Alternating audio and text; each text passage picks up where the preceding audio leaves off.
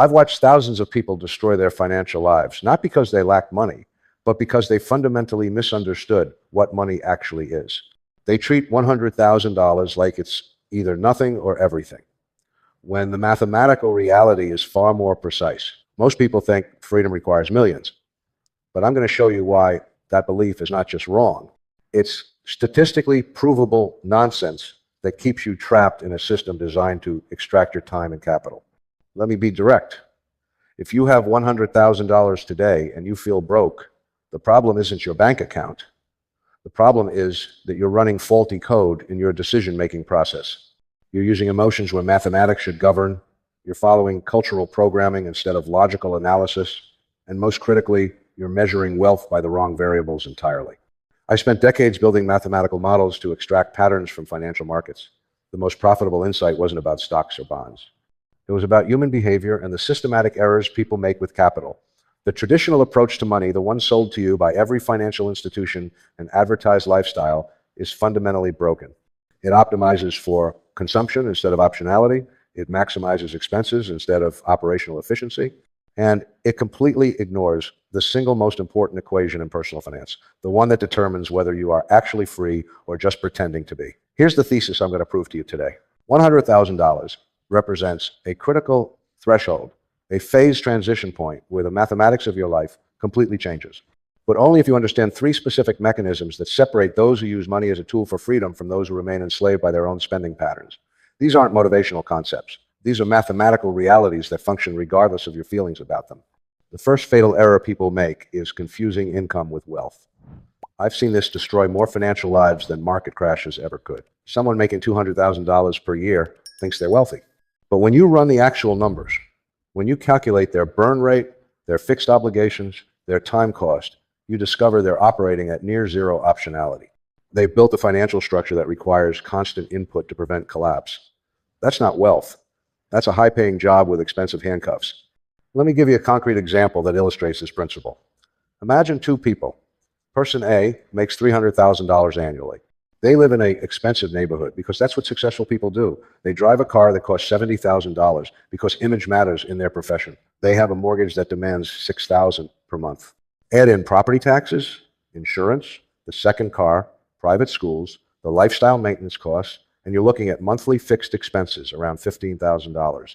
That's $180,000 per year just to maintain their baseline existence. After taxes on that $300,000 income, they're saving perhaps $40,000 to $50,000 annually, assuming perfect discipline, which most don't have. Person B makes $80,000 per year, but they've optimized their expense structure. They live in a modest place where rent is $1,400 monthly. They drive a reliable used vehicle they purchased with cash. Their total fixed monthly expenses are around $3,000 or $36,000 annually. After taxes, they're keeping about $55,000 of their income and saving $20,000 per year. Now here's where the mathematics becomes interesting. Who reaches financial independence faster? Who has more optionality? Who can weather a job loss, a health crisis, or a market opportunity? The person making nearly 4 times as much income is actually in a weaker position. Their high income created permission to build an expensive life structure, and that structure now controls them. They need that job. They need that steady paycheck. One disruption and the whole system can collapse. The person with lower income but optimized expenses has more degrees of freedom. They can take career risks. They can wait for better opportunities. They can survive disruptions. Most importantly, they can reach that $100,000 threshold years faster. This is the trap nobody talks about. Every increment of lifestyle inflation you add creates a new baseline that feels necessary. The human brain is remarkably efficient at converting luxuries into requirements. You get a raise, you upgrade your living situation, and within 6 months, that upgrade feels like the minimum acceptable standard. This isn't a moral failing. It's basic neural adaptation, but it's financially catastrophic if you don't account for it in your decision model. The second mechanism people misunderstand is the nonlinear return curve of capital. $100,000 is not just a number. It's a mathematical inflection point where your relationship with money fundamentally changes. Below that threshold, you're trading time for money in a roughly linear way. You work more hours, you get more dollars. This system is simple and directly coupled. But once you cross $100,000 in liquid capital, something shifts. You now have enough mass to generate returns that begin to decouple from your time input. Let me show you the mathematics behind this. If you have $10,000 invested at a conservative 8% annual return, you're generating $800 per year. That's $67 per month. Essentially noise in most budgets. It doesn't change your decision space. But $100,000 at that same 8% generates $8,000 annually. That's $667 per month. Now we're talking about meaningful numbers. That covers a car payment, or significant grocery costs, or insurance premiums. But more importantly, it represents the beginning of a compounding system that can eventually replace your earned income entirely. The real power shows up when you understand the timeline. Let's say you're saving $20,000 per year. To get from 0 to 100,000 takes 5 years. But to get from 100,000 to 200,000, assuming that 8% return, takes only 4 years. Your savings plus the investment returns are now working together. From 200 to 300,000 takes roughly 3.5 years. The curve is accelerating. Each increment gets faster because the base you're earning returns on keeps growing. This is the compounding mechanism everyone talks about, but few actually experience, because they never build that initial massive capital. They spend the $20,000 on lifestyle instead of investing it in their freedom system. I've run these models thousands of different ways, adjusting for different return rates, different savings rates, different starting points. The pattern is always the same. There's a critical mass point where your capital starts generating meaningful returns, and $100,000 is approximately where that phase transition occurs for most expense structures. Below it, you're accumulating. Above it, you're compounding. They feel similar, but mathematically, they're completely different regimes. Here's what makes this even more powerful. Once you have that $100,000 base, your risk tolerance can actually increase in strategic ways. You can deploy smaller amounts, say $5,000 or $10,000, into higher risk, higher potential return opportunities. A business idea, a skill acquisition that could boost your income, a concentrated bet on something you've researched thoroughly.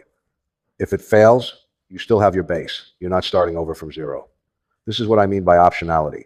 Capital creates choices. Choices create opportunities. Opportunities create more capital. But the system doesn't activate until you reach that critical mass threshold. The third fatal mistake is optimizing for the wrong variable entirely. Most people optimize their lives for comfort, status, or short-term pleasure.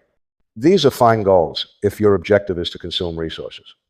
But if your objective is freedom, you need to optimize for something completely different. You need to optimize for time sovereignty. This is the variable that actually matters, and it's the one almost nobody tracks correctly. Think about what money actually buys. It doesn't buy happiness. That's been proven statistically irrelevant after basic needs are met. It doesn't buy status. Status is a social game that's inherently relative and never satisfying. What money actually buys is time. Specifically, it buys your time back from the marketplace. Every dollar you have invested and generating returns is a small piece of your future time that you no longer need to sell. When you have enough of these dollars working for you, you reach a point where you don't need to sell your time at all. That's what freedom actually means in mathematical terms. Let me tell you about a concept I've found useful. I call it your freedom number. It's simpler than most financial planning models and more accurate because it focuses on the right variable. Your freedom number is the amount of capital you need to generate your annual expenses through conservative returns. If you spend $40,000 per year and you can reliably generate 4% returns after inflation, your freedom number is $1 million. If you spend $30,000 per year, your freedom number is $750,000. Notice what happens when you lower your expenses. Your freedom number drops proportionally. This is the lever that most people completely ignore. The standard financial advice says to increase your income, get a better job, negotiate a raise, start a side business, all fine suggestions, but they're attacking the problem from the difficult side. Your income is subject to market rates, competition, your skill level, your industry, your geography, and countless other external factors. Your expenses, on the other hand, are almost entirely under your control. You can cut your freedom number in half by optimizing your expense structure, and nobody can stop you from doing that. No boss needs to approve it. No market needs to cooperate. It's a direct action you can take today that immediately changes your mathematical trajectory. I've watched people spend decades chasing income increases while ignoring their expense optimization. They get that promotion from $80,000 to $120,000. Their savings rate goes from $12,000 per year to maybe $18,000 per year. A 50% income increase produced a 50% savings increase. Sounds good until you realize they could have achieved the exact same savings increase by cutting their expenses from $68,000 to $58,000. One required years of career development and performance excellence. The other required a weekend of analyzing their spending patterns and making some strategic cuts. This brings us to what you actually do with $100,000 once you have it. This is where most people fail catastrophically. They reach this threshold and immediately start thinking about what they can buy with it. A new car, a down payment on a bigger house, a luxury vacation. They've been operating in scarcity mode for so long that reaching six figures triggers a consumption response. This is the worst possible decision you can make, and it's entirely predictable based on human psychology. You've been delaying gratification to build this capital base. Your brain is screaming for a reward, but giving in to that impulse destroys everything you've built. Here's what you do instead. You treat that $100,000 like a manufacturing plant. It's not money to be spent. It's capital equipment that produces output. Your job is to protect that equipment and maximize its efficiency. This means investing it in a way that generates reliable returns with minimum volatility. For most people, this means a diversified portfolio of low-cost index funds. I'm not going to pretend there's some secret strategy that beats the market consistently. I've spent my career finding market inefficiencies, and I can tell you that for individual investors with under $1 million, the edge from active management rarely exceeds the cost you pay for it. Simple, broad, diversified, low cost. That's the mathematically optimal approach for this stage. But here's the critical part. Once that $100,000 is invested in generating returns, your psychology needs to shift. That money is no longer part of your available spending pool. It's locked into your freedom system. The returns it generates can eventually be used. But the principle is sacred. This is a one-way door. Money goes into the freedom system. It doesn't come back out until the system is fully operational and producing enough output to support your life. I've seen people break this rule countless times. They hit 150,000 and suddenly there's an emergency. Maybe it's real, maybe it's manufactured. They pull out 20,000. Then 6 months later, another situation arises. They pull out 15,000 more. Within 2 years, they're back at 80,000 or 90,000 and they've lost all their momentum. They have to rebuild that base again. Every time you break the integrity of your freedom system, you reset your timeline. The math doesn't care about your reasons. It just compounds based on the capital you actually have invested. Let me share a framework I've found useful for thinking about financial decisions. Every choice you make with money falls into one of three categories. Category one, consumption. This is spending that produces no future value. Entertainment, food beyond basic nutrition, most forms of convenience. Category two, capital preservation. This is spending that maintains your current operational capacity.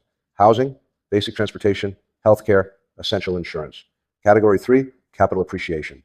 This is spending that increases your future capacity.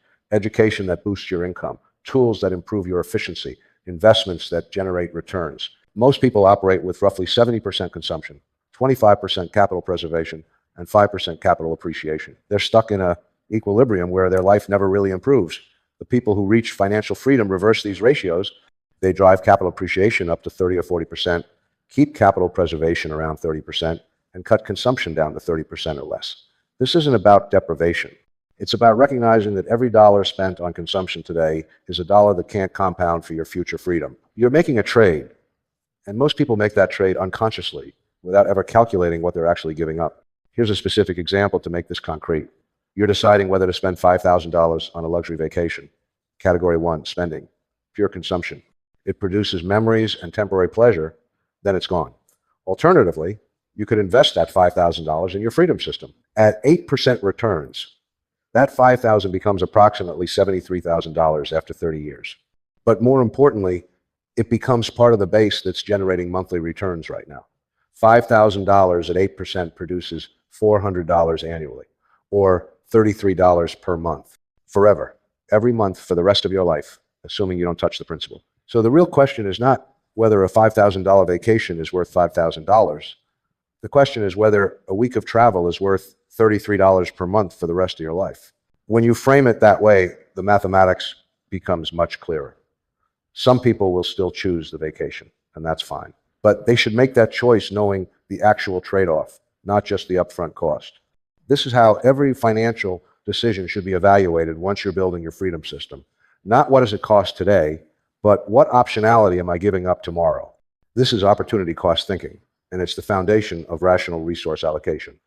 Every dollar has multiple possible uses. Your job is to deploy those dollars to the highest value use. based on your actual objectives. If your objective is maximum immediate pleasure, spend freely. If your objective is freedom, the calculation is completely different. Now, let's talk about the psychological dimension, because this is where even mathematically sophisticated people fail. Building to $100,000 requires sustained discipline over multiple years. The human brain is not well designed for this kind of delayed gratification. We evolved in environments where resources were scarce and the future was uncertain. Consuming immediately made sense.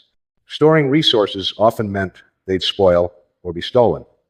Our neural wiring reflects that evolutionary history. You're fighting against millions of years of programming that says spend it now, tomorrow might not come. The solution is not willpower.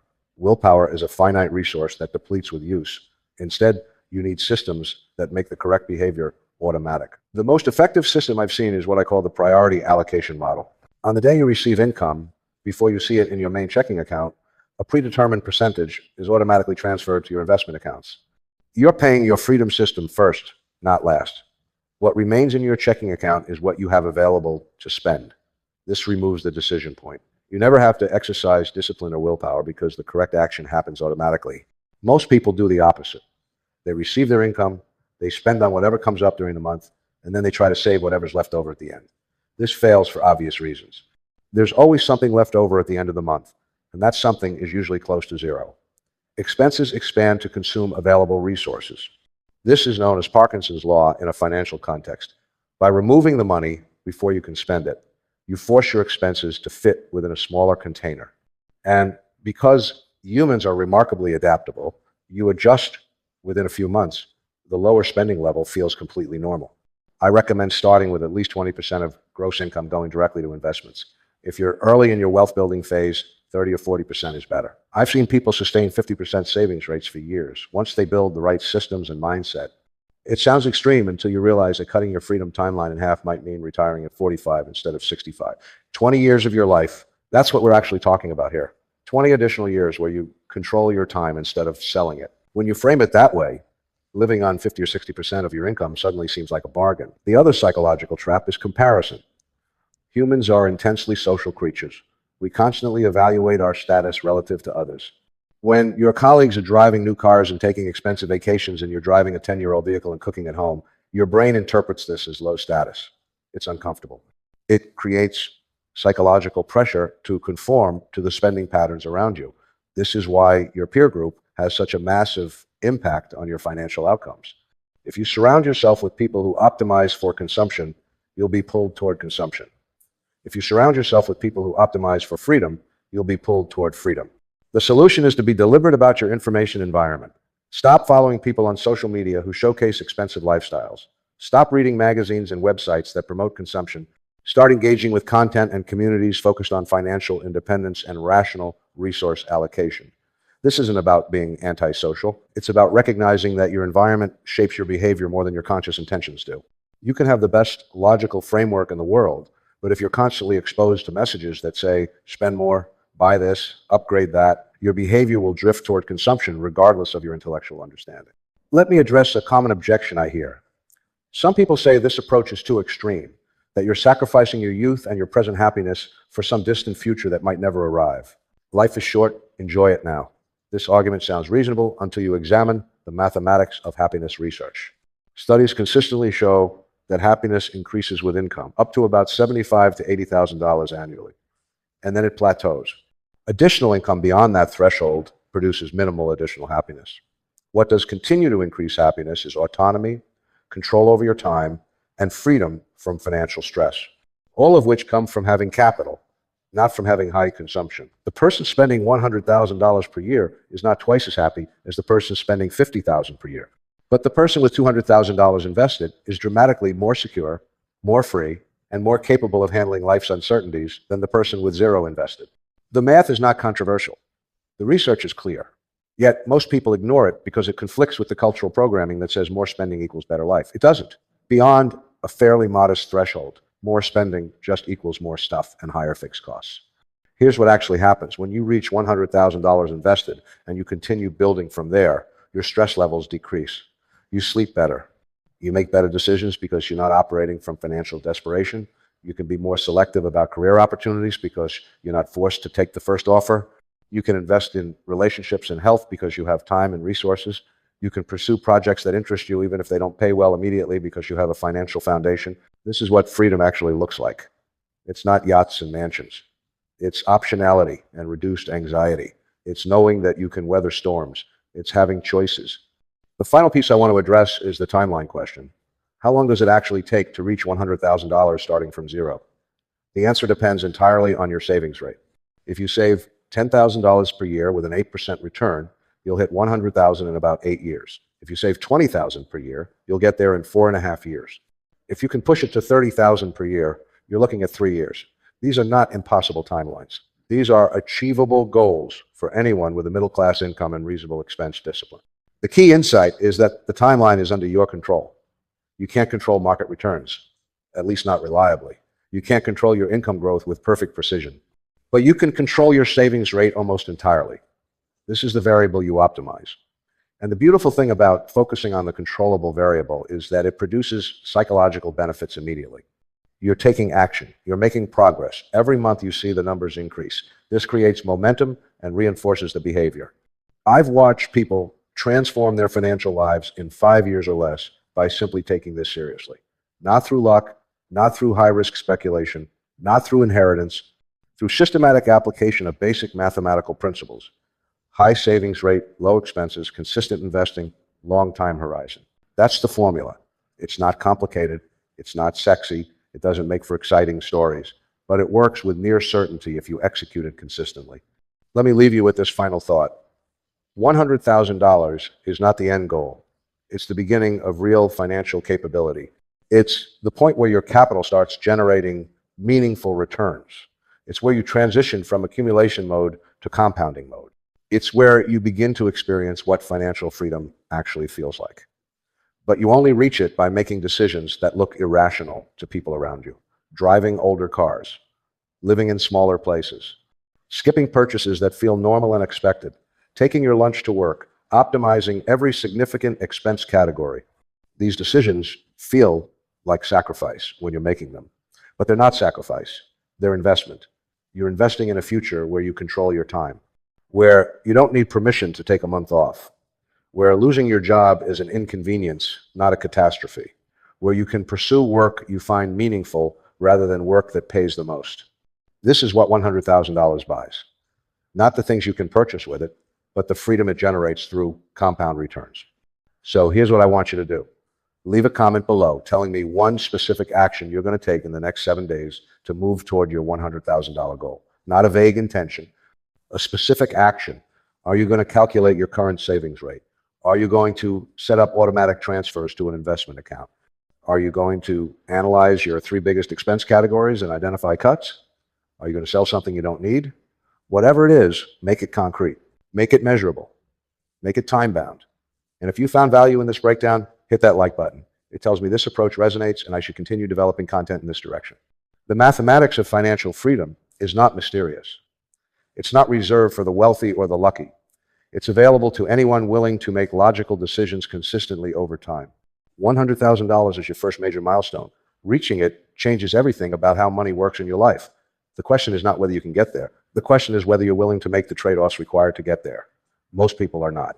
They'll watch this video, they'll nod along, and then they'll continue spending at their current rate because it feels normal. But normal is why most people never build wealth. Normal is why most people work until they're 65 or 70. Normal is why most people have almost no control over their time. You have a choice.